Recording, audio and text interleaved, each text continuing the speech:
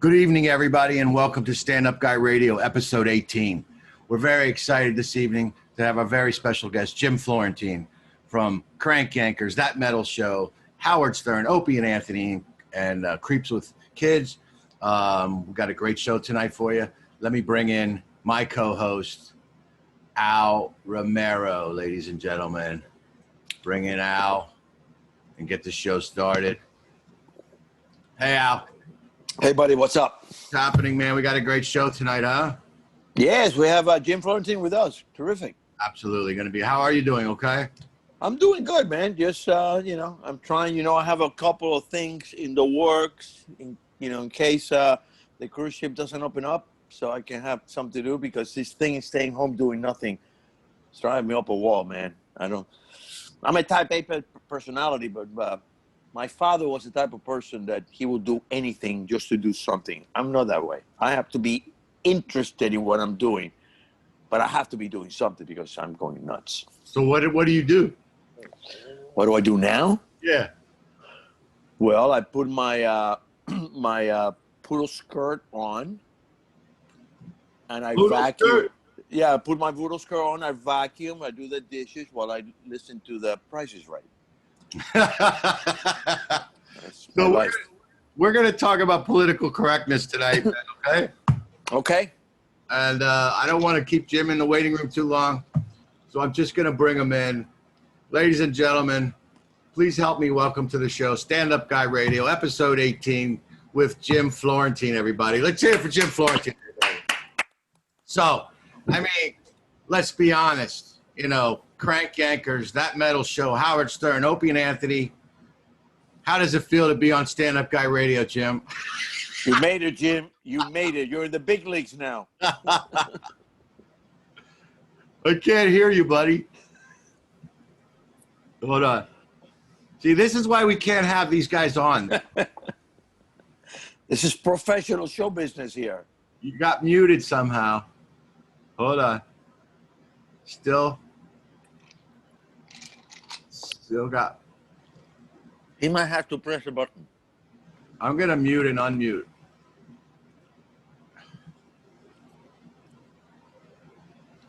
Sometimes he tells you to unmute it yourself. No. How did he get muted? We're talking to him a minute ago. Something happened. My thing is on. Gotcha. That's it. You got it. You're on. You're on. See, this is why this doesn't work. Having these strangers, they don't know how. Al, How do you like moving into the big leagues and do this type of big league shows? A lot of people want to be on our show. Yeah. Let's be honest. Come on. Thank you, Jim. Thank you for coming. You might have just taken 2 steps back in your career, so we appreciate you taking that leap with us. So, I haven't seen you probably in over a year, Jim. We were in Miami at that place, Red Bar or something, with Manny Garavito. We did a show. How have you been since then? What the heck's going on in your life? What's going on, man? Yeah, man, just trying to get up on stage as much as I can, I wish I was in Florida where, they're open. I'm in Jersey where, we got like that's right. 5% indoor dining and stuff. I've been doing a lot of outdoor shows, but trying to keep busy. But, as soon as it gets cold in another week or so, that's all going to get shut down. So, yeah. Comedy clubs. Would you consider coming to Florida for a little while? I got a 10-year-old boy, so I can't. I would love to. Believe me, if I didn't have a kid, I would have been down there. Yeah, makes sense. But so I don't know. Hopefully soon it'll get better. We'll see. I know you do very well here in Florida. You do great here. You have a good following down here. Yeah, I love the Florida crowds. I've always been. They're great. Are you doing a lot of? I'm sure. I know you got a podcast too. Tell me about. Did you just start a new podcast or something recently? No, I've been doing my podcast for 9 years. Oh, my bad. Yeah, only about 9 years. It's just switched over to Barstool Sports. I'm a big fan. It's on a different platform. Everybody is awful. It's on Sports. Yeah, okay. Have you been doing a ton of these Zoom meetings with people asking you to come on and do this? No. No, okay, good. Because I know a lot of guys, people are telling me, somebody was telling me, because I was doing this other thing for another person, And he's like, oh, these comedians are sick and tired of doing, these Zoom things. I know Voss was. We was going to do this other thing with me, but we decided not to do it. But I know you were doing that Creeps with Kids with Ronnie Bennington and Voss, and the other comedian, I don't remember. Who's the other comedian you were? Kelly. Yeah. And that was going really good, right? Yeah, we're supposed to be down in Tampa, like probably April, doing a hit in Florida and stuff like that with the show. All the dates will get rescheduled when things will open back up, so we'll see. Yeah. So what do you do with all your free time? I don't know. I mean, what everybody else does, nothing. Yeah. Well, Al's trying to figure out what to do. I still do work. I still do counseling, so that's working out well. I'm going crazy, man. I'm going out of my mind. I've done 3 stand-up shows in the last 6 months, and I'm going crazy. Yeah. I have classes at the Improv, and then I do a show for that. Those are good. I've been doing shows outside. I do cul-de-sacs. I did some Zoom shows for some universities. But I want to get into the topic right away here. There's 2 things I want to talk about. The first thing is political correctness, which has gotten out of hand. I mean, I can't, and I got to be careful. Today, I'm supposed to be working on not being judgmental. That's part of my new thing I'm working on, and it's not going to work out for this. But Good start. I went all day and judgmental. When you say don't be judgmental, I don't even know what to think anymore. That's my whole brain. That's how we do comedy. But this political correctness, I was doing a show. I do a bit about, I make fun of everybody, Italians, Jews, Polish, rednecks, and black people, and gays. I say it, and nobody gets offended. But then when I talk about the black people, I go, where are my black people? And they go, yeah, and I go, welcome, which is an obvious joke that I'm not making fun of them. Someone got offended by that the other day. And I'm just over it. I mean, I know a lot of comedians aren't even doing universities anymore because they can't do any material that could possibly trigger or offend people. And I don't know, Jim, you probably just say whatever the hell you want anyway. It doesn't affect you, does it? Was it a black person or a white person that got offended? Black person. Real? I'm surprised. Yeah. Because it's the white person that gets offended. The black people don't. Yeah, I know. Yeah, the same thing with the gays. When I do the joke about the gays, the gay people are fine. Other people think the gay people should be offended. Yeah. I had a situation one time on a cruise ship where this guy come up to me after a family show and start telling me, I can't believe you use this language in front of the kids. I go, what are you talking about? I just use the same language they use on TV. No, because I think that, parents will be offended by that. And here comes this family with 2 kids. And the guy says, man, you were great. My kids love you. You think you were so funny. And they walked right by me. I looked at the air and go, I guess you don't know what the fuck you're talking about. And I walked away. So. One time I was doing a show on the ship, and then I go, I always did Italians, Jews, Polish, and rednecks, but I never talked about black people. But there was a lot of black people in the audience, so I went, where are my black people? And this guy, big black dude in the front row, goes, you better be careful. And I go, really, why? He goes, there's a lot of us here.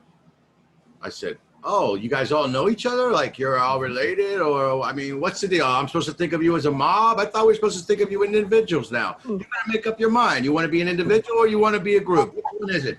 And the black people started applauding. I thought we were supposed to stop thinking like that. Yeah. Then they beat the shit out of you. He was playing into that whole concept and I wasn't going to buy it, and then now that leads me into this other thing. Let's just get right into it. A person has now started a 12-step recovery program in Minnesota. Her name is Christina Combs. She's an MSW and a licensed clinical social worker. She graduated in 2008, and in 2015 started a 12-step fellowship program for people to get over their whiteness, over being white. I was reading the steps earlier. Jesus. Basically, it's based on the concept that white people need to recover from being white. I thought it was a joke. I looked into it. It's not a joke. It's real. She is hot. I will say that. But I don't know, man. I am. Well, that's racism. I don't care what color you're being racist against. That's racism. if you're gonna judge people strictly by the color of their skin, you know.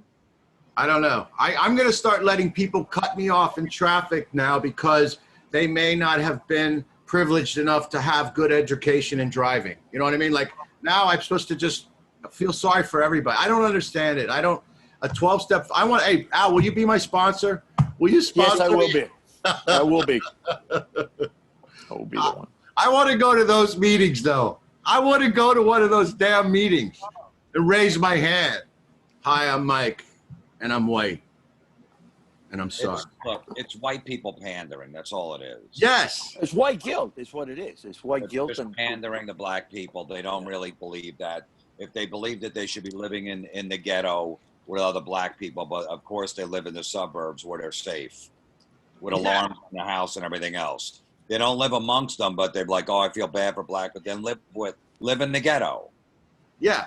And they never do, and they're just pandering, like, oh, look at me, look what I did. And of course, I'm going to post it on social media. Look how wonderful I am. I care about everybody. yeah. It's feel-good politics. I feel good about myself because I feel this way. I'm so woke. Look at me. Yeah. It's really interesting. I grew up in the 60s. When I was a kid, I literally thought it was a law that if a black person moved into the neighborhood, that all the white people had to move out. I thought it was a law. And then my teenage friends, when I was a little kid, used to tell me that I wasn't allowed to play with the black kids. And I didn't understand why, but I thought it was a rule. And then I got older and I realized it was bullshit. But yeah, it is white people pandering. But I don't understand. I guess it's trendy now. I guess it's cool to be woke and care about everybody else. I don't know. But it's. I'm sorry. Go, Al. No, I was going to ask you if you do a lot of colleges where that might come into play. No, I don't do colleges. I knew early on in my career not to do them. I'm not going to write my act to a bunch of kids. That's always been going on in colleges, though, where they were PC. You know what I mean? But the media is just driving this whole thing that America's racist and all white people are racist. And we're not, you know what I mean? So I just don't buy into it. Yeah. But what is the reason behind it? What is driving that? What motivates these people to do that? If one white cop kills a black guy, then every white person is racist. They generalize the police department and all the other people, and they're like, "You're telling me that I'm the racist? I'm not. I didn't tell that cop to shoot that guy." You know what I mean? Whatever went down during that. You know, when they were resisting or whatever. And you're not going to blame that on me. Like, I don't like black people and I should feel bad that I'm a racist because I'm not. So, bullshit. I just don't. It's just the media just driving this. You know what I mean? And making everyone. I understand. I just don't understand what does the media get out of it. You know,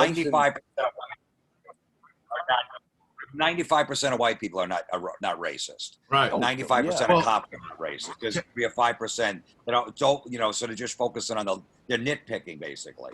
And we're not all like that. And you're not going to convince me that I am. Well, to answer your question, Al, what is the payoff for them? Yeah, for the media. Payoff is, I noticed this with CNN a long time ago.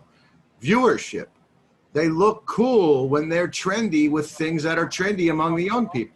But CNN is losing viewership every day. The viewership on CNN is so low now. You know who would be really proud of all this? Charles Manson would be very proud of all this. Helter Skelter. When he was trying to start a race war between the blacks and the whites, that was his plan, actually, if he ever really had a sane plan.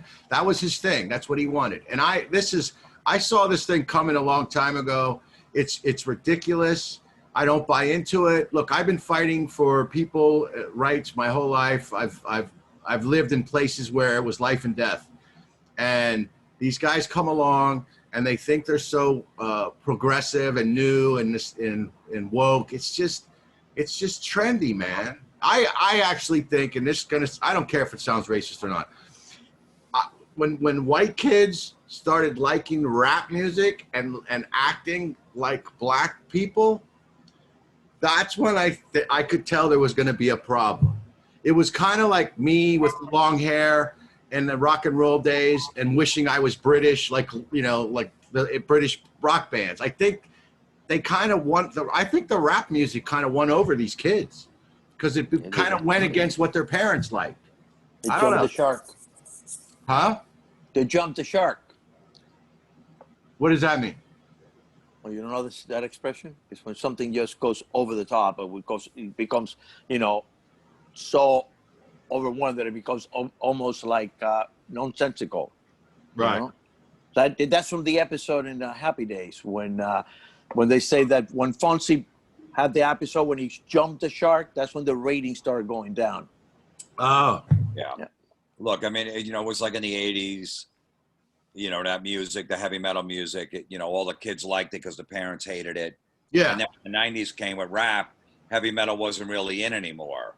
So nobody cared about it. They weren't playing it on the radio. They weren't showing on MTV the videos. So all the white kids went to the rap music because they knew their parents would hate it. Yeah. That's the reason they went to listen to it, because they wanted to rebel against their parents. If heavy metal was still big in the 90s, if it didn't go away, all those 80s bands, they would have still been listening to heavy metal. Yeah.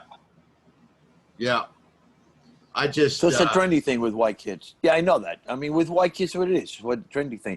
But what's scary is the white kids are, screaming this close to the face of black cops, telling them, that they're not blacking off.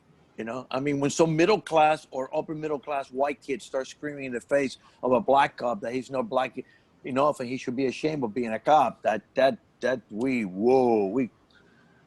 really crossed the line there. Well, Al, you and I talked about this today on the phone a little bit, and I mean, I have no problem with checking myself and my peers and my community, but what about the black community checking themselves? Like, I'm an Italian American, and if all Italian guys are all comedians or all bald-headed guys were going out and giving us a bad name, I might say something, pull them aside, hey, man, you're acting like an asshole. What? There doesn't seem to be any accountability in their own community. That's what. Yeah. Well, we were talking about it earlier, and I told you, and this is what I've heard from black friends. What I heard from black friends is that when one black person is attacked, even if it's a person that have committed a crime, they immediately, form a group around that person because they immediately have to take into consideration that person might be treated that way because of racism. So they immediately rally around the racism thing, and sometimes defending people that logically they shouldn't be defending. And that's what I've heard from black friends. Now, like how true that is, I don't know. I just got canceled on Def Comedy Jam. Fuck. All right. So I can't do Def Comedy. Oh, shit. I just got that gig canceled. Son of a bitch. Yeah, they canceled that show. I'm getting canceled. I got canceled. I can't The show got canceled in 2008. I had 3 gigs this year, and I just got canceled for saying that. Holy shit. So, Jim, I know you. So you started doing comedy, but how long ago, Jim? 91, right? 91. When did you start doing comedy? In Jersey, New York, where? Jersey, yeah. What was your home club? Rascals. Oh, I love that club, man. That was my club. Yeah, Danny McKinnon. Yeah, Rascals, the South one, the Ocean Town. Oh, Frank Del Piso used to be there. Yeah, that's where I started, Frank. That's probably when we met, Jim. I used to play Rascals all the time. I used to play all their clubs all the time. At least 2-3 times a year, every one of their clubs. So that's probably where we met. I was listening to one of your an interview with you on Sirius XM on one of my road trips. I had another comic in the car. I said, you got to listen to this. I don't know if it was with Bennington or what it was, but you were talking about all the pranks you used to pull back in the day, and you got in trouble for a few of them. Yeah. Like they were pretty, like they actually called the police and stuff. You called and said somebody was performing an abortion or something. What the hell? My friend was giving my girlfriend a home abortion. So it was a prank call. Yeah, I was trying to save money. He said he knows what he's doing, so I had a vacuum going on in the background. My girlfriend was yelling, he's yelling, and the woman was staying on the phone for a little while and hung up and believed it. And she had my address right in front of me. It was like my credit card company. So she called the local police in my town and goes, hey, someone's giving a home abortion. A woman screaming, and the cops came to my house, kicked down my door because I went out. I left it, and then when I came back, my door was kicked in. They thought someone was upstairs bleeding. Oh my God, man! Beautiful. And the woman that you called initially and gave her the credit card, what were you calling her for? What was the reason? No, it was a telemarketer calling me. You know, an incoming.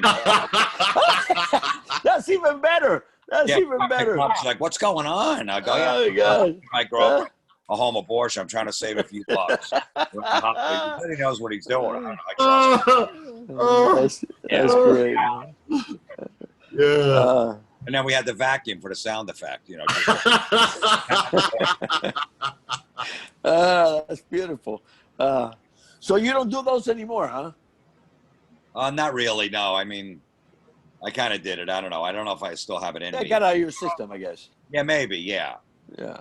I don't want to say I'm growing up, but maybe you never know. I might still at some point, but Yeah, you do a revival of your early comedy. yeah, maybe. Yeah. Yeah. People So always how- make a good prank call. So The creeps with kids. How was that going? Is the show really about being dads? Is that what it's about? I mean, we're all dads. We don't Yeah. necessarily have to do all. We're not doing all kid jokes or whatever. Right.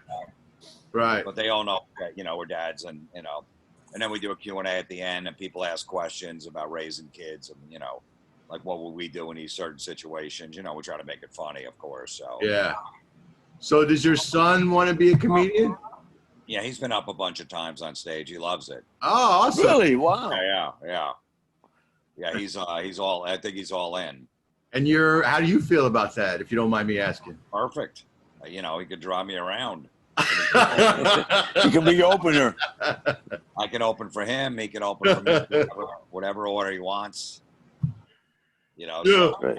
I was with Steve Trevino at the Improv recently, and his kid's like maybe 4, and he brought his kid up on stage, and the kid wouldn't talk. The kid wasn't doing anything, and it was like kind of uncomfortable. But he did tell a couple of jokes. But it is funny when kids get that bug. I remember the first time I made somebody laugh in 7th grade, or in the back of the bus, or in class when I made somebody laugh. And I got that feeling. I was like, holy shit. But I never wanted to be a comedian until I was in my 20s.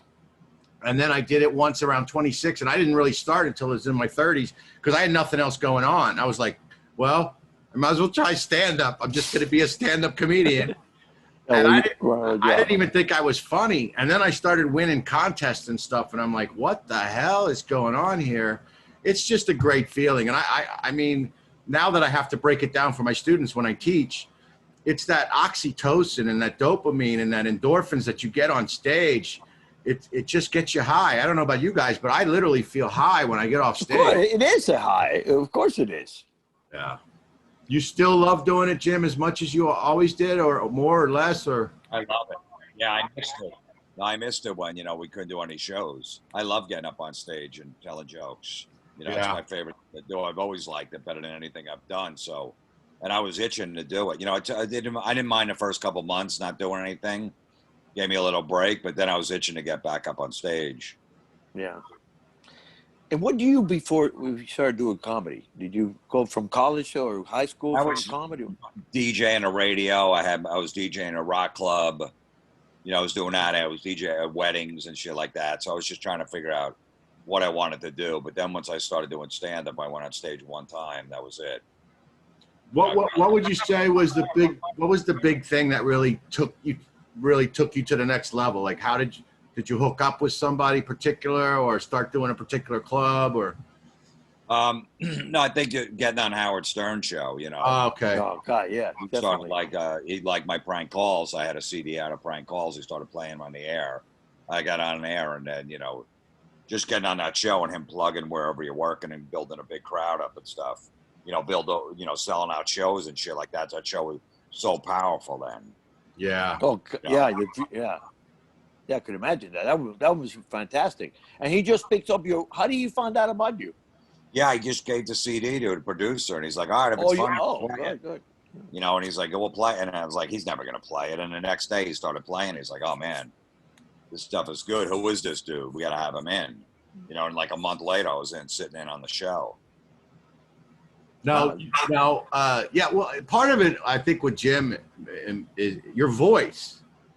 your voice, you have a radio voice, you have a broadcaster type voice. Your voice has probably really helped your craft, don't you think? Maybe.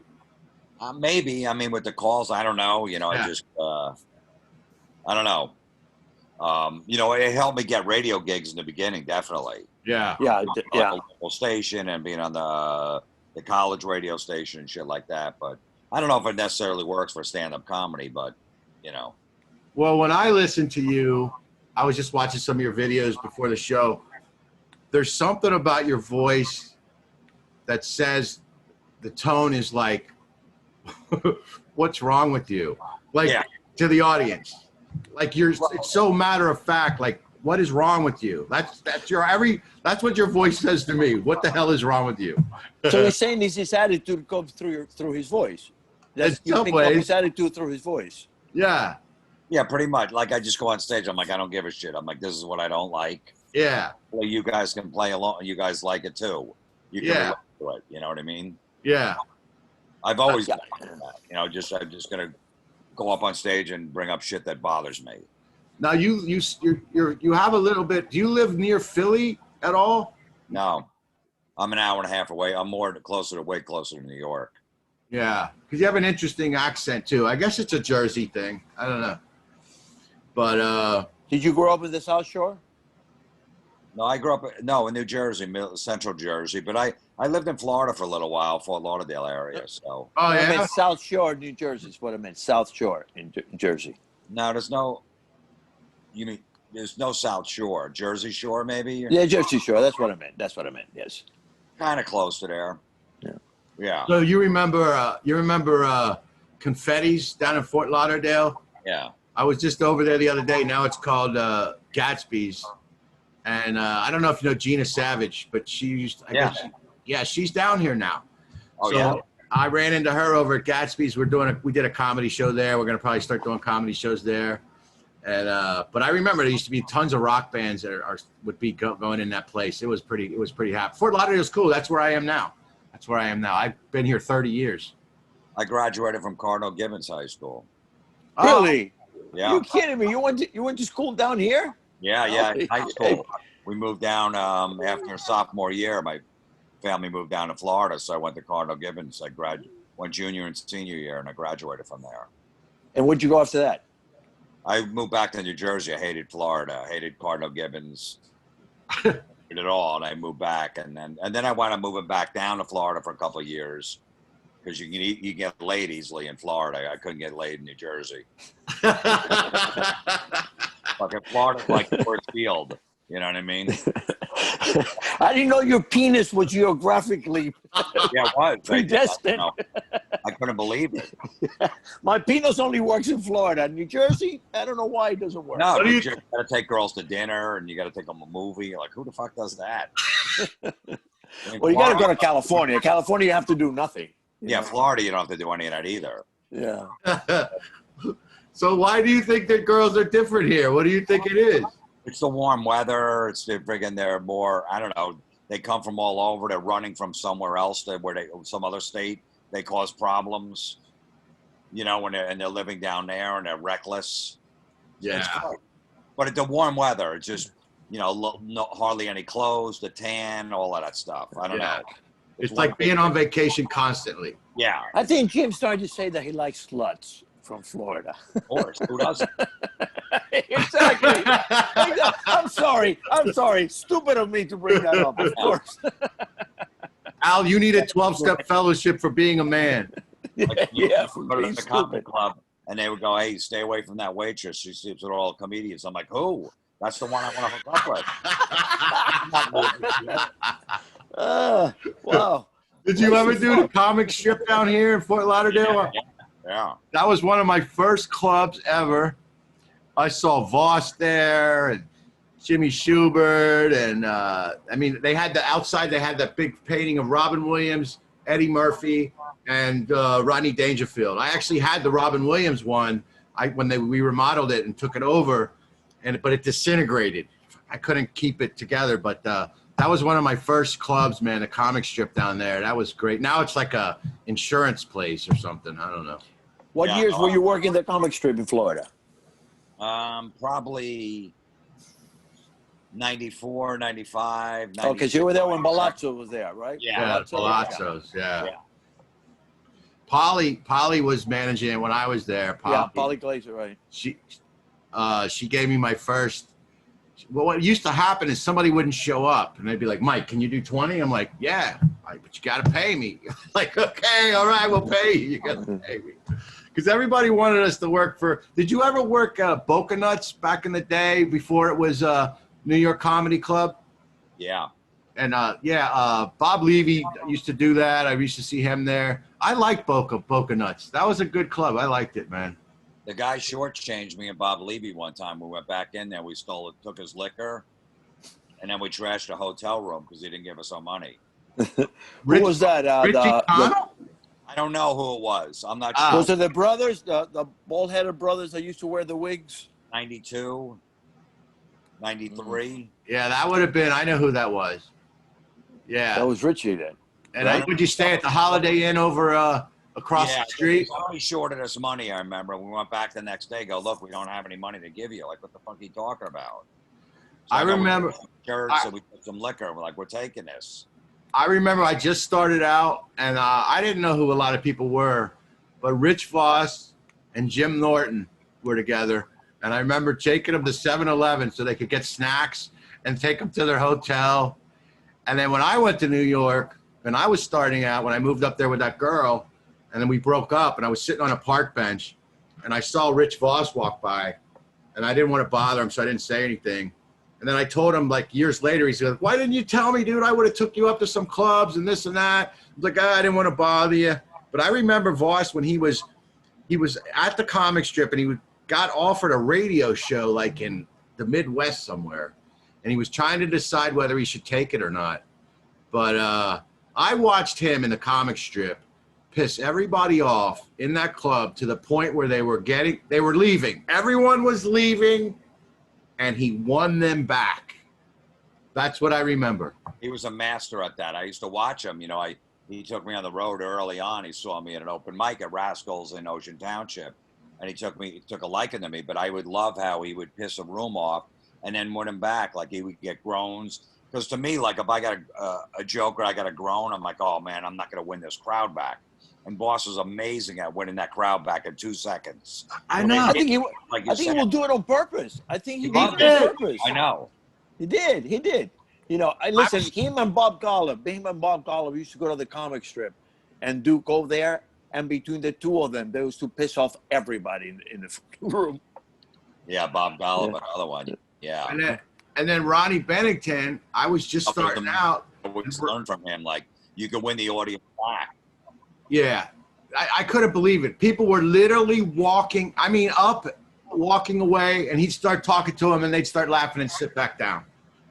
And it was just, he was a master. He used to sit down, and he had 2 packs of cigarettes in his hand, and he'd sit on the stool, and he was amazing. Ronnie Bennington, I just started out. I got to be on the show because I was doing this other show, and he had me on. And Dan Marino was waiting to be on.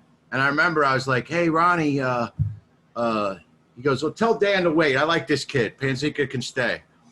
So then I go, hey, Ronnie, can I get a recording of this? He goes, kid, you can come down here anytime you want and be on the show. WIOD, AM radio down here with Ron and Fez. And I went on that show, and he was serious. I called him one time. I go, hey, guys, can I come down? I'll bring you some coffee and donuts. They're like, Mike, I told you. Anytime you want to be on the show, you come down. And I used to go down there and be on the show with them guys. And Ronnie would play tricks on people. Like, their phone number for the radio station was very similar to a furniture store. So sometimes they would get people accidentally calling, thinking they were calling the furniture store, complaining. And he would take it, and we would record the whole thing. And we were on the floor laughing. Ronnie was a big supporter of mine. He was a very cool cat, man. He let me do some of his live shows at places in Orlando. And he just was, and then he opened for me one time. He wanted people to come to my show, so he opened. But what really sucked about that was everybody came to see Ronnie. Nobody came to see me. But it was at the comic strip. I love Ronnie, man. He's so funny. He's a great guy, man. He's a great guy. What's he doing now? Doing the Ronnie Bennington show with his daughter. The podcast, right? Not on XM, Sirius XM radio. Oh, XM. Yeah, I was on there when I rode up there. When I rode up on the Harley to Laconia, I stopped in New York and I was on the show with him. It was right after that shooting in Orlando. But he's a great guy. His daughter's great. I knew his daughter when she was a little kid. But anyway, Jim, I don't want to keep you too long. It's really good to see you. Is there anything going on that you want to tell us about, or anything you want to? Yeah, promote something. Promote The anything, three people that are watching this might want to come to your show. Yeah, I mean, I do a podcast every Monday and Thursday. It's called Everybody Is Awful, wherever you get podcasts. It's on Barstool Sports, but wherever you listen to podcasts, it comes out 2 a week. How about live show? You have any live shows coming up? Nothing in Florida. No? Just some local shit in Jersey I'm going to be doing. So we'll see. I mean, we'll see what happens. I might come down to Florida in the wintertime, for a couple of weeks, do some shows. We're all jealous of Florida being open. That's for sure. I know. I'm like, God damn. Another friend of mine is down there. He's doing shows all the time. He's like, oh, yeah, it's phenomenal. Yeah. The last show I did at a club was Off the Hook with Mike Marino in Naples. And that place was packed. Yeah, we're open, but I don't know what's going to happen now. I got a feeling we're going to stay open. I don't think the governor's going to close shit down. The governor already said that even if we have a spike, we're not closing. That's what governor said. I don't think the closing was working. I'm sorry. Look at Sweden. I don't think we know what we're doing. I think we're guessing, and we're doing our best. But life goes on. Life goes on. I'm sorry. Life goes on. So Sweden never closed anything. Sweden kept everything open. They just took precautions, and they have not had any more death or any more cases of COVID that all the countries in Europe that did hiding everybody in their closet. Yeah. They have the same statistics. Italy's got a spike, but have you ever seen how they say hello? It's like a mwah, mwah. They make out when they say hello. They need to stop kissing. The mask is not protecting them. So when you get down here, Jim, please let me know. Say hello. We'll go out. Maybe I'll put some shows together for us. Yeah. So good to see you. Thank you for being on the show, buddy. Of course, man. It's good seeing you, Al. Definitely, yeah. Hey, nice meeting you, buddy. I hope we get to work together sometime soon. Thank you. Okay. Right. Have a good night, Jim. Thank you, buddy. Goodbye. He's a great guy. Yeah, he seems like a very nice person. So we were talking about political correctness. Do you want to continue to talk about that? Yes. I kind of lost track of time. I don't know about you. In terms of time, we've been on for 44 minutes. Oh, so we stayed true to the 40. Okay, good. All right. Yeah. More or less. I mean, it's a guess, but it's no more than 5 minutes either way, at the most. Jim's voice, to me, is funny. Yeah, he has a typical broadcaster's voice, The same way that your accent, to me, is funny. Yeah, well, that's what happened. It's a hook, and sometimes you don't realize it. Like, I don't realize my accent is a hook. It is to people. People come up to me and say, man, you put on the accent on stage. I go, no, I don't. It just comes out. I really, truly don't make an effort to put on an accent. I really don't. It just comes out. Yeah. But I know it's part of my character, though. It's part of my persona on stage. It's my accent. Yeah. So... Okay, so I got a dilemma here. I'm trying to work on not being judgmental. Right. And we're talking about political correctness. And I try to be fair, and I try to look at both sides of everything, but it's driving me crazy. George Carlin probably did some of the best material I've ever seen about people calling themselves African Americans and all, like, and the black situation and racism and all this. I don't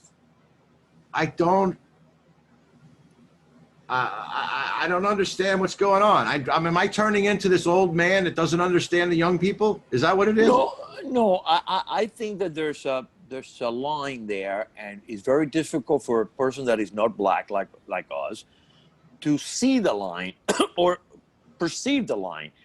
And I don't even know how do you cross the line or don't cross the line, but there's a line between legitimate racism and using racism as an excuse for bad behavior. You know what I'm saying? Like masking bad behavior by using racism. And let's put racism aside. It could be any kind of, discrimination.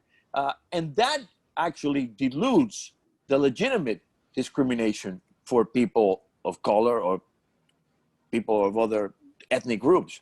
You know what I'm saying? Like, for example, that guy that in Chicago that set up, that whole thing with the news and said that he got beat up by some Trump supporters. Oh, yeah. And then they found out it was all a lie. Well, that in the end only hurts black people, because now people that are tittering on whether they believe black people's, accusation of racism are true or not, are now going to use that as an excuse to say, nah, it's bullshit, there's no racism. This is a good example. So it's a very touchy subject, man. I always say that you can't explain what can only be experienced. And I cannot experience being a black person because I'm not. So I can only judge it from the outside, and I can tell you what it looks like from the outside, but I can't tell you how it feels from the inside. But if you're trying to accomplish something, sometimes you have to take a step back and say, I might use a different tactic to get the results that I want. I'll give you a good example. The whole thing with kneeling during the NFL, okay? If your objective was to bring attention to black people unfairly treating black men, police officers unfairly treating black men, or black people, period, it completely got, thrown away. It didn't work. Because it became a controversy about being unpatriotic and stuff like that. So, but instead of taking a step back and saying, my message, the method that I used to get my message across is not working, I might want to reassess. No, they doubled down. And when they did the Kaepernicks and stuff like that, they doubled down more. And the more they doubled down, the more they alienated the very same people that supposedly they're trying to convert and make them see things their way. All you're doing is pushing them away instead of bringing them closer so they can see what is actually happening. But it's an emotional thing. When people, when a subject becomes emotional and stop being objective, then everything goes out the door. It's theater. It's just, it's like saying, look at me, look what I'm doing. This is what I believe. It's like even people in church. Or when people say, I know there are people who don't believe in God, and they'll say things like, I'll keep you in my prayers. And I know they don't pray. It's just a thing you say.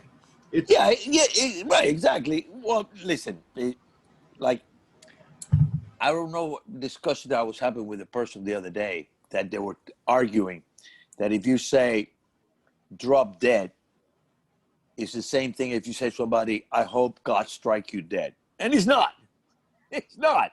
It's not. Drop dead is like an off-the-cuff expression to leave me alone. You know what I'm saying? Yeah. You're really not wishing death on anybody when you say drop dead. But when you say to somebody, I wish God would strike you dead, you are wishing death on somebody. Yeah. So, like anything, we know more than anybody about what it means. Is what you say is how you say it. And sometimes the message get lost because the method that you use to convey the message. I think that's the problem. You know what made it? You know why this is happening now? What? I figured it out. Okay. Cell phone cameras.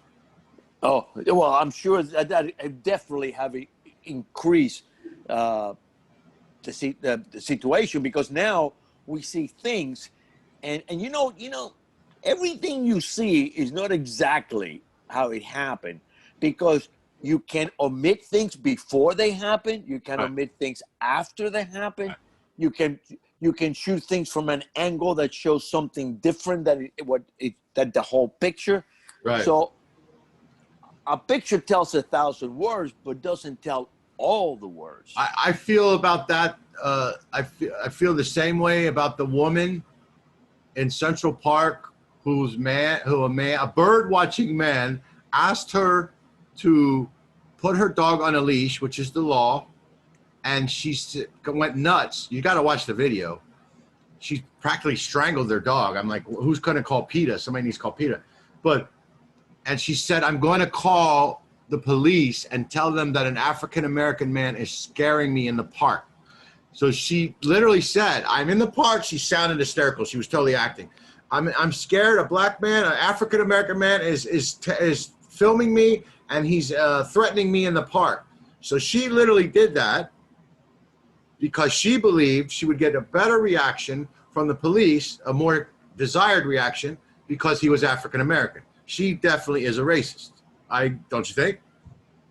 Well, if she's not a racist at heart, she's using racist techniques. Yeah, which right. is something that people, again, it's so difficult because we're talking about, where's the line, and you're talking about people's psyche and what people are feeling and what people are thinking, and it's so difficult to discern that. But a person can say something racist and not be a racist at heart. How many times you've gotten mad or upset and said something about a person that you really didn't mean it? You just said it because at the time you were angry, you're trying to hurt somebody by saying something that you know is going to hurt them. You know what I'm saying? Yeah. But how do you discern that? I mean, how do you know what the meaning of the person behind it was? So I want to,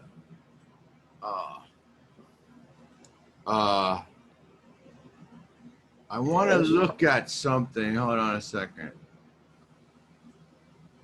I want to see if I can find. Oh, I can't minimize it while I'm doing that. Okay. So I have no idea what you're doing. I was going to try to look at the 12 steps of the white. Of whiteness. Yeah.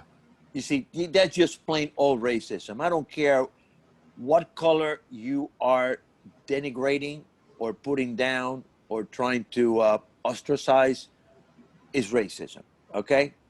And to say that you have to change your way because you're white. I mean, if that's no racist, what could it be? What other definition of racism could it be that you're judging people strictly by the color of their skin? There can be any other definition but racism. Mm-hmm. And they're teaching that as an anti-racism thing. Because what happened, and this is more coming from white intellectuals than from black people themselves.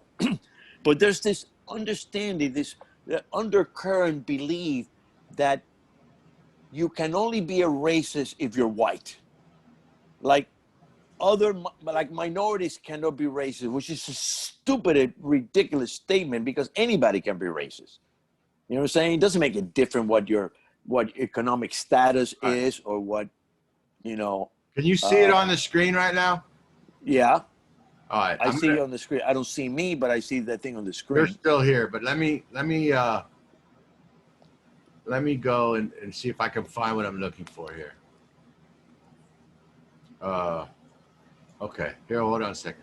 Here it is. 12-step model of recovery from white conditioning. Okay. Yeah. Okay. And plus, I don't like the fact that they ripped off the 12 steps of Alcoholics Anonymous. Yeah, because they're trying to assign legitimacy by association. That's what they're trying to do. Let's see. They're trying to assign some legitimacy to their program by somehow connecting it to one that is already successful. Well, I mean, that's an old trick. I wonder if they'll have as many relapses as we do in AA.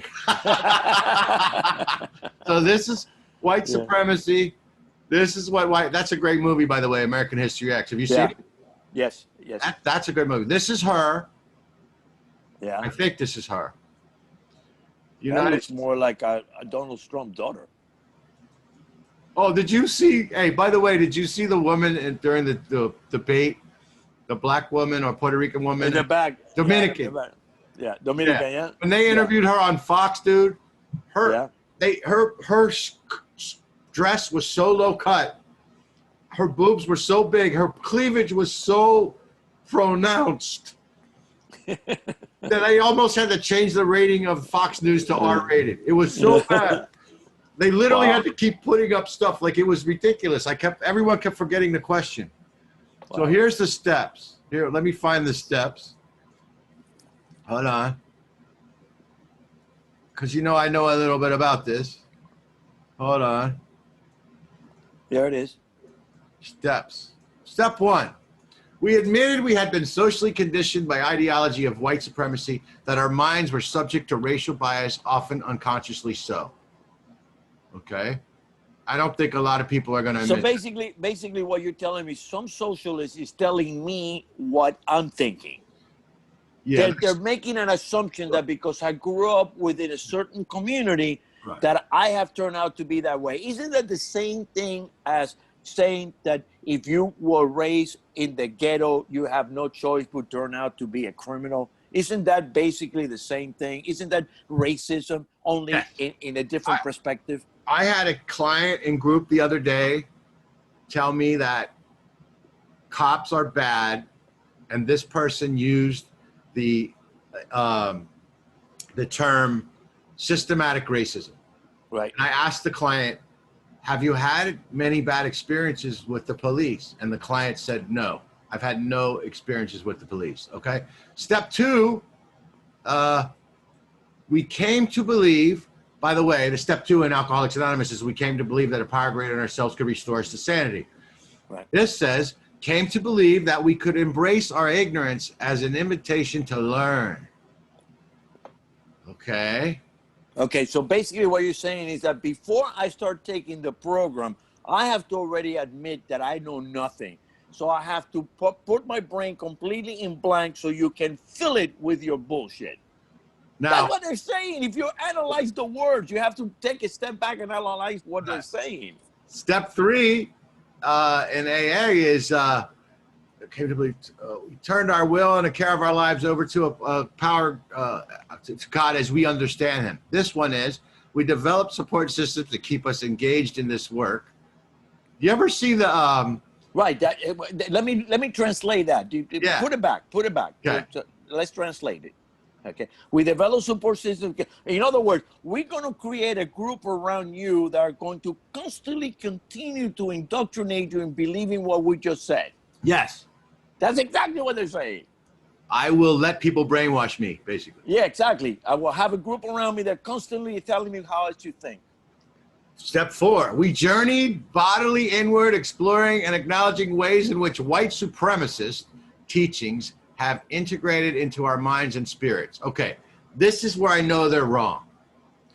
Racism in society has nothing to do with white supremacy.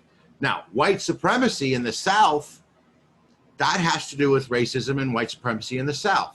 But other people who have a problem with black people, it's not because of whites. I never had a racist belief because of a white supremacist or a redneck or anything like that.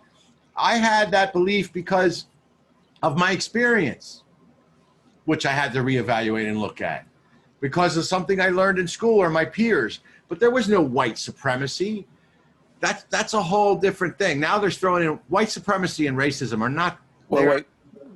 Go back to 4. Go back to 4 because I've taken upon myself now to reinterpret what they're saying in real language. Okay. Good.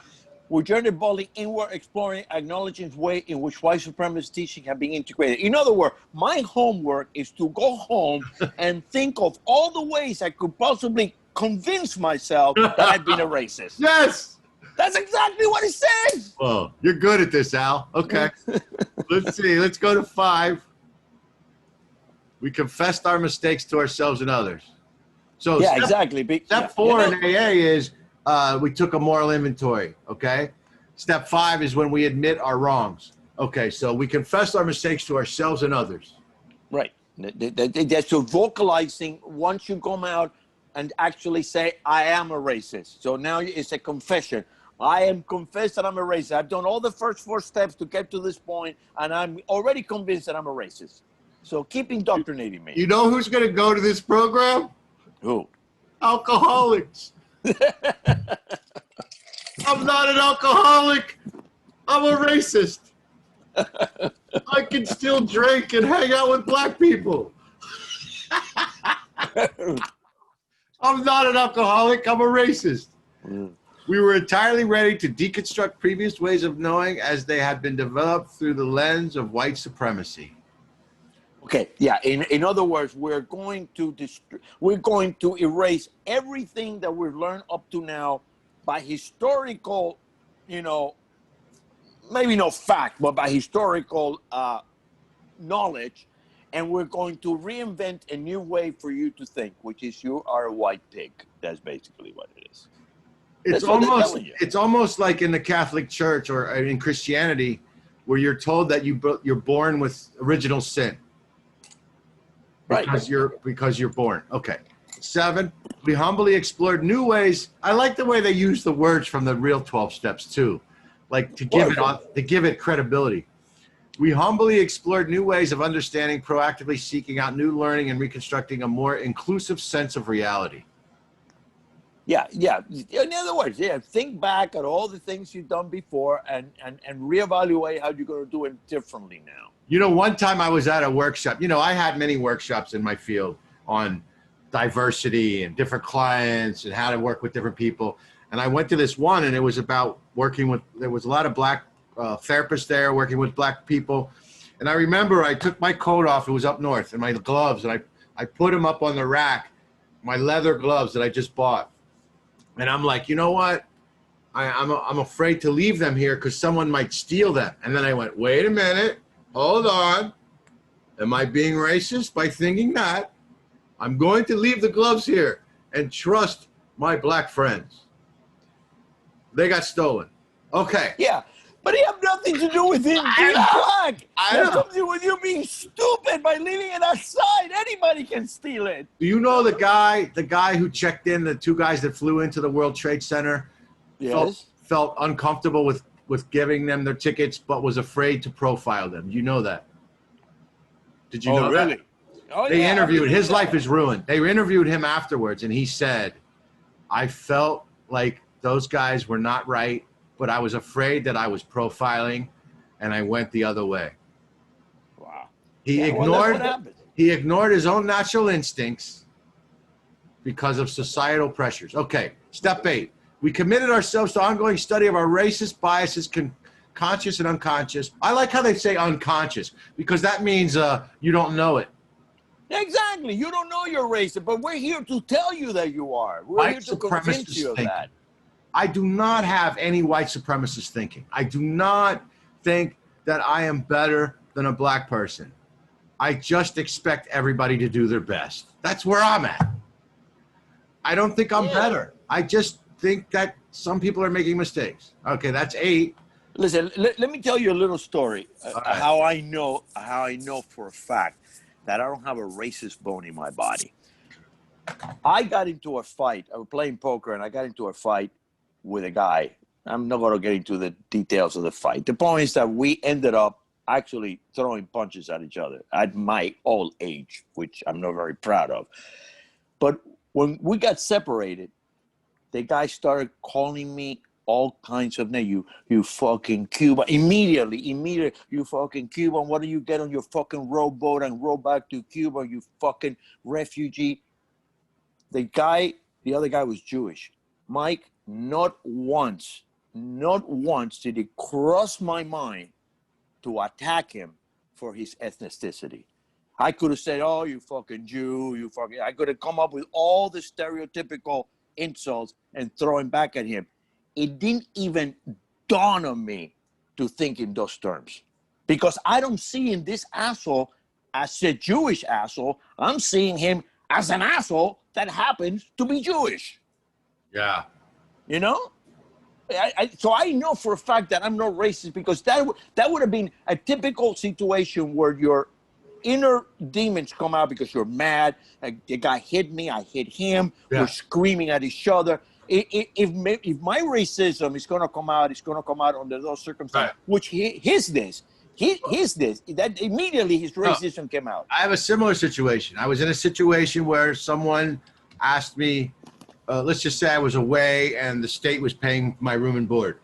And there were no women there. So my friend, I was out, I was working on the farm, and a guy came up to me, he was a black guy, and he said, can I get a cellophane of coffee? Meaning he wanted to buy some coffee from me and give me some cigarettes. And I said, no, I'm afraid I'm going to run out. I can't. I'm sorry, I can't.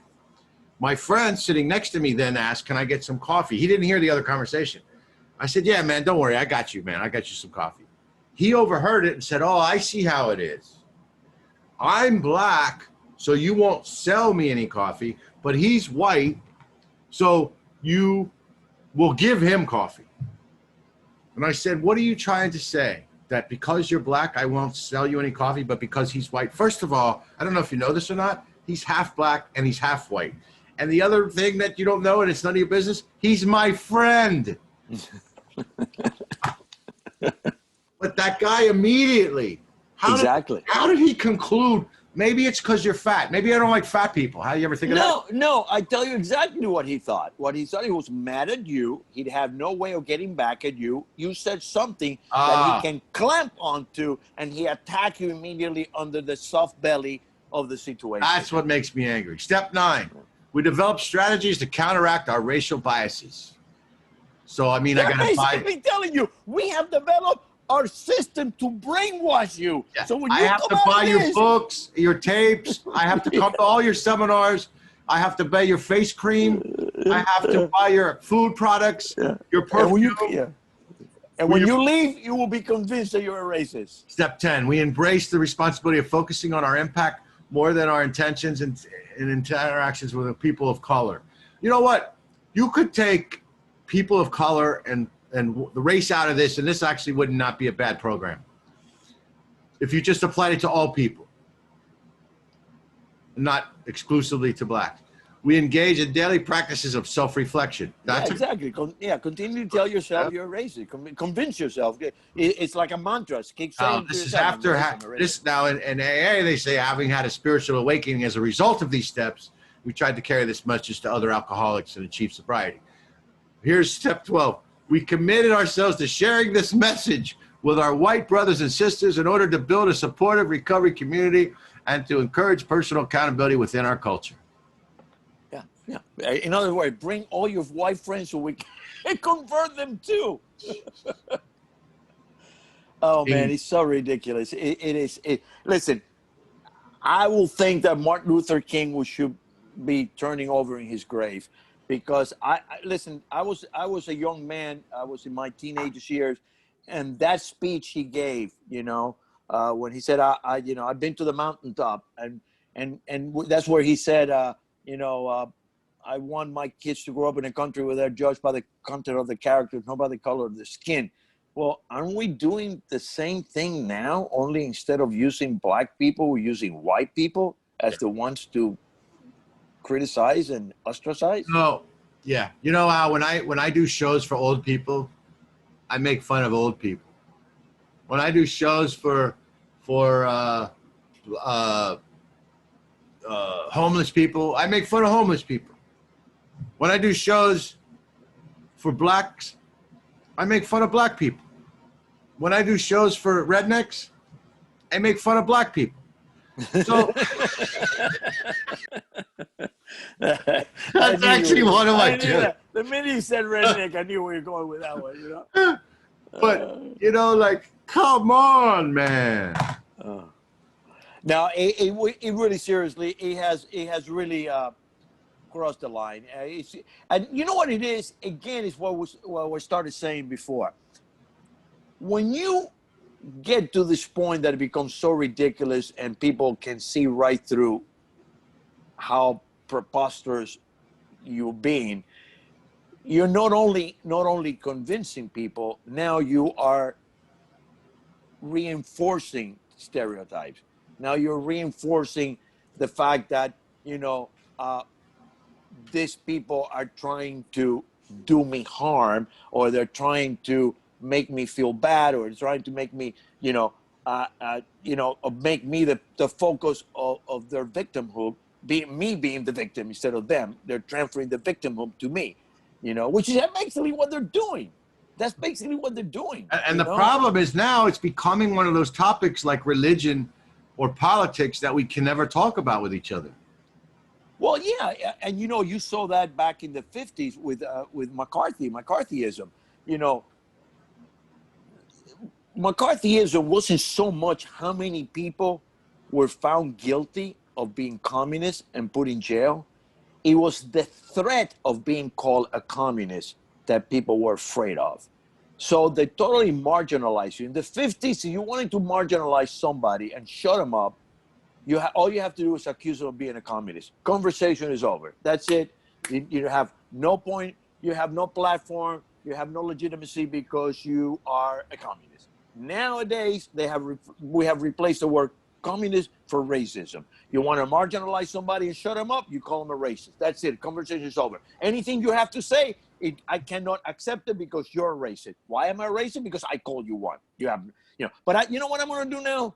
If anybody calls me a racist, I'm going to say, well, if we're going to sit here and start throwing out accusations and insults with no something to back it up with, then I think you're a pedophile. Nice. Yeah. You think I hate white people? I think you like little boys. Yeah, good. That's exactly what I'm going to do. Yeah, but I have no proof that you're a pedophile. I have as much proof you being a pedophile as you have of me being a racist. So if you have a right to call me a racist with no proof, I have the right to call you a pedophile with no proof. How do you fucking like it? Amen. Yeah, that's what I'm going to do from now on. Amen. That's exactly what I'm going to do. I'm going to do it too now. Yeah, take it. I don't have ownership of this. As a matter of fact, I want everybody to start using that tactic and see if we can shut some people up, Yeah. I'm getting concerned. I'm concerned about our society. I'm concerned. I am. No, we are at a tipping point. We are definitely at a on tipping many point. levels. Like kids, too many options. Everything's okay. No self-responsibility. Yeah, and just there is something to be said for structure, law and order, delaying gratification, accountability. You know what we don't teach in this country at all? What? Self-discipline. Yeah. Most people don't like self-discipline because they confuse it with outside discipline, and that's not the same. Going to the army and having a guy screaming in your ear, march or something like that, that is discipline that is being inflicted on you. External motivation. Right. But what we need to do is learn how to feel self-discipline. Internal motivation. Exactly. To motivate ourselves to do something because we understand that it's better for us, not because somebody's screaming in our ear telling us to do it. That's what I do with my clients, my kids. Like I'm like, okay, you're here because your parents want you to quit smoking weed. Okay. Now, why are you here? Because I don't want to get in trouble with my parents. Okay. Now, while you're here, I want you to see if there's any reasons why stopping smoking weed could benefit you. Like your brain doesn't stop developing till you're 25, blah, blah, blah. Have you noticed any improvements since you stopped? And then they start to notice some advantages to it. And they go, well, you know what? And I don't really care. Like if they smoke weed down the road or they decide that's what they want, that's fine. But I don't want them smoking weed while they're teenagers where they're supposed to be developing all these emotional skills. And now that's the only skill they have is smoking weed. Like no, definitely. Listen, I am pro legalization of almost no. I'm for legalization of marijuana. I'm from the decriminalization of almost all drugs because we have spent over $1 trillion fighting the drug war, and we have not made a dent. We have not made a dent, not even a little dent. We just made a lot of drug dealers rich. That's it. Yeah, and you know what? Every time you see one of those big drug busts, I'm not saying going to see it every time, but a lot of those times, that is sleight of hand, is what they're doing. Yeah. They let the Coast Guard get X amount of thing, They have their day, in the sunshine. They can show all the things. They can put it on TV, and while they're taking pictures of all these drugs, there's a fucking shipment coming behind twice as big. I think that a lot of that's going on, because we made no fucking dent in the war against drugs. Not at all. Not at all. But just like you're not allowed to drink till you're 21, I think you should not be able to do drugs until your brain's developed. You know what? You know what's interesting? I just thought of. You know the group that I did get. I was trying to imagine being younger and feeling the way the white, guilty, young, woke people feel about African Americans or blacks. You know who I feel that way about, and I always did, was Native Americans. Listen. I feel that way about them. Yeah, I have two good friends. You know Charlie Hill? I don't think so. Okay, and you know Larry Omaha? I don't think so. Okay, oh, maybe I do. Maybe I do. Yeah, Laura. Yeah, he worked Carnival. Yeah. Both, Native American. Those people really do have a legitimacy, man, because they were over here minding their own fucking business, and here comes the people and they took everything from them. We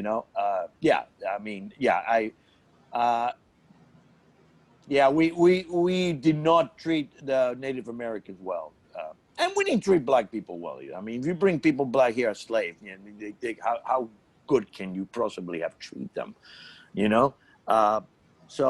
But listen, black people have legitimacy in their argument. They have a lot of reasons to be angry. They have a lot of reasons. My problem with them that feel that way is that you're going about the wrong way. If you're trying to change minds, you're not changing minds. You're doing the opposite. You're turning people off more than you are. That's my problem too. And I have literally gotten involved in legislation through writing letters and getting involved with Congress with black friends, and got laws changed in the state of Ohio regarding blacks and whites eating together in a certain place in the criminal justice system. I did that. I was a part of that. I had something to do with that. That's how you do it. The power of the pen, my friend. The power of the pen. You get involved. You do legislation. You make speeches. You get it. You want to be a lawyer. You want to fight. You want to change the system. The system is not in the street. The system is someone's office. If it's systematic, it's not in the street. That's not going to change. All that's going to do is get you on the news. What's going to change it is behind the scenes. And not only that, and the system works if you work with it. You can change the system from within. You don't have to throw out the baby with the bathwater. You don't have to say, oh, well, the system, this system it's like, even make it more elemental. It's like you see a beautiful girl with a fucking mole and you try to fucking kill the girl so you don't have to deal with the mole. No, you get rid of the fucking mole and you leave the beautiful girl, Right. And that everyone has to entertain the possibility that not everybody is the same. There's too many. We're all equal under the law. We're not equal in our abilities to do things. What I mean is not. I wasn't talking about equality. I was talking about not all white people are racist. Not all black people are bad. Not all. You can't. There's no absolutes. Absolutes are bullshit. Absolutes total bullshit. You know why people do that? Because they're lazy. They're lazy. They don't want to take the time to get to know somebody. So they put a label on you and they dismiss you right away. Exactly. That's what I was saying before. When you call somebody a racist, the conversation is over. You cannot have a conversation with a person. The minute they call you a racist, that's it. Because anything you say after that, you have no legitimacy to them because you're a racist. I know when people see me with my bald head and my goatee on my Harley, wearing me Harley gear, that people automatically assume that I'm a badass and probably a racist. I know No. People look at you and say, that's the guy from the Geico commercials. That's right. I know. I look like that. That's what it is. That's the guy from the fucking commercial. The fucking nerd on the gun going, a wild thing. So what do we do about it? I don't know, Mike. I think people have been trying to do this for a long, long time. The problem with this is there's too many people that take advantage of the situation, opportunists. You can see it with Antifa and with the anarchists and stuff like that. That's what this girl is doing with the 12-step program. Right. They take a legitimate issue and they just mangle it and twist it into a pretzel, into whatever they want. I guarantee you one night, I guarantee you she was with some friends and a conversation evolved into they should have a 12-step fellowship for racism. And she came up with the idea and she did it. And she's going to be, get notoriety now and all that. Yeah. Well, I know, but it was thrown out. They were using it in the federal government. They throw it out. They stopped it. What? Teaching that program. They were teaching that program or something very similar to it in all the federal. No, I'm talking about the 12-step fellowship. It's of whiteness, right? Yeah. Yeah. Well, something similar to that. Yeah. Right now, well, no, right now they stopped it. But till last week, they were teaching the white awareness classes in all the federal departments. I'll tell you what did slow things down. We would be a lot farther along if when they taught history in this country in the 50s and the 60s and the 70s that they taught real American history. If they would have taught the truth, like in what respect? Specifically, what happened with during the Civil War? If they would have really taught the whole truth about what we did to the Native Americans and racism and slavery and all that, if they would have included all the facts, we could have evolved. But they did try to hide a lot of stuff. They didn't tell the kids the truth about a lot of things. Well, no. What happened is they didn't lie to them. They lie by omission. Yeah, like they lied about Vietnam, like they lied about the water, like they lied about milk, like they lied about this. They lied about a lot of things to us. Well, exactly, and that's what people use as an avenue to say, you see, they did it before, they're going to do it again. Now, you have to take the responsibility as a citizen to discern what is bullshit and what is not. Right. And most people are lazy, like you said, and they don't want to take the time. It is easier to listen to whatever station, whether it's Fox if you're conservative or MSNBC if you're liberal, and let them tell you what you're supposed to hear. And then you go out and spout those things when you leave your house. Yeah. Because instead of you listening to both MSNBC, Fox, and all of them, and then come to your own conclusion. People are too lazy. They don't want to do that. Oh, they make me sick. They're worse than a little kid at a dinner table going, see what he did? See what he like? They are really. They don't even try to conceal their. No, not anymore. Not anymore. They don't even make an attempt to conceal anymore. That journalism doesn't exist in this country anymore. It's all opinion piece. It's all editorial being passed off as journalism. It's all editorial. So election day is coming soon. I already voted. And we should know who wins in about 6 months. Yeah, exactly. Yeah, well, hopefully, if we're lucky. Did you vote already? No. We have early voting. I always vote by absentee ballot because when I was working the ships, more than likely I would not be in town, so I put myself in the automatic absentee ballot. So every election I get an absentee ballot mailed to me, and I already voted. How do you feel? Oh, good. I feel good. Let's see what happens. Trump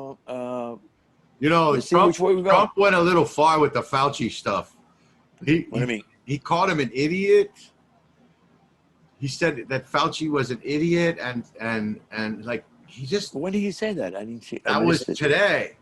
I missed it. He said if I followed Fauci's advice, 500,000 people would be dead, and he's an idiot, and he said he was stupid, like all these things. He literally said really? It. Yeah, I didn't see it. Come on, dude. Well, listen. We already know that this is what this guy is. I mean, he's never going to change. But it's never going to change. I mean, you listen. A guy who's dedicated his life to. Well, look what he said about McCain. I know, that was terrible too. I know. He says the most horrendous fucking thing. I mean, he's a blowhard, big mouth narcissist. We know all of that. When he's at his rallies though, and I watched the rally, you could tell he's having a good time, can't you? Oh, he loves that. And he loves controversy. He loves to fight. He's a type of guy that he sees a fight, he doesn't walk away from it. He walks into it. He He's loves actually to kind of fight. funny. I think of it as a stand-up comedian. I'm like, yeah, that actually was kind of funny, that he, that he said that. No, listen, and that's another thing about him is that he says a lot of things, and sometimes he's being ironic, but he doesn't come as being ironic, and people take him seriously, and it's hard to discern when he's trying to.